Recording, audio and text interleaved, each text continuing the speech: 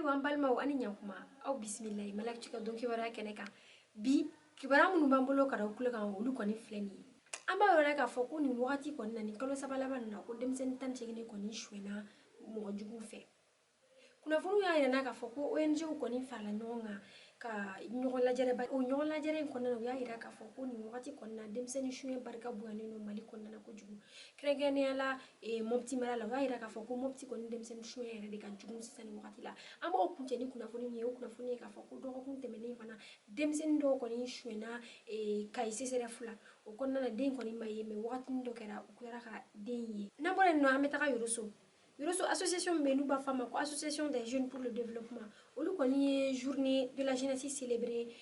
utukalo tile 12 san 2021 o organisation kɔni na u y'a yira k'a fɔ ko denmisɛnnin ninnu kɔni ye o journée laɲɛnamaya ni yirituru ye ani match de football n'o ye farikolo laɲɛnajɛ ye célébrer ka ɲɛ sabula u ye film fana projeté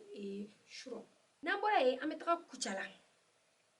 Kucalakaw kɔni wulilen don k'u jɔ nin wagati la k'u ka dusumakasa yira u y'a yira k'a fɔ ko charbon kɔni da gɛlɛyalen don sisan nɔ Kucalakaw kɔni y'a yira k'a fɔ ko olu tun bɛ charbon bɔrɔ san 500 juin kalo tɛmɛnen mais nin kalo in na kɔni charbon 100 kg kɔni bɔrɔ bilalen don 650 la o kɔnɔna na charbon sannaw kɔni ko nin gɛlɛya in man d'olu ye o kɔnɔna na u b'a fɛ k'u ka dusumakasa yira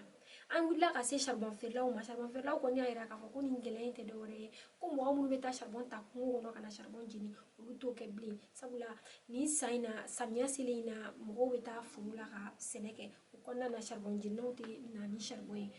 u y'a yira fana k'a fɔ ko charbon kɔni da bɛna gɛlɛya ka taga fɛ nin wagati kɔnɔna na dɔgɔkun minnu bɛ nalen k'a fɔ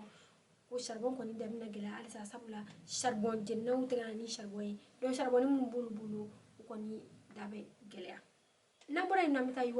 Iwarukaw kɔni y'a yira k'a fɔ ko nin wagati la nafɛnw kɔni da gɛlɛyalen don halisa tulu malo ou bien jɛgɛ wusu fɛn caman bɛ yen nɔ halisa olu tɛ se ka san u y'a yira k'a fɔ ko waati dɔw tɛmɛna tulu bidon kɔni tun bɛ feere 2700 mais sisan nɔ tulu bidon 20 litres o bɛ feere 4600 nin gɛlɛya in kɔni kɛlen don ka Iwarukaw sɛgɛn kosɛbɛ o kɔnɔna na an wulila ka se jagokɛlaw ma olu kɔni y'a yira k'a fɔ ko nin gɛlɛya in kɔni tɛ dɔwɛrɛ ye ko nin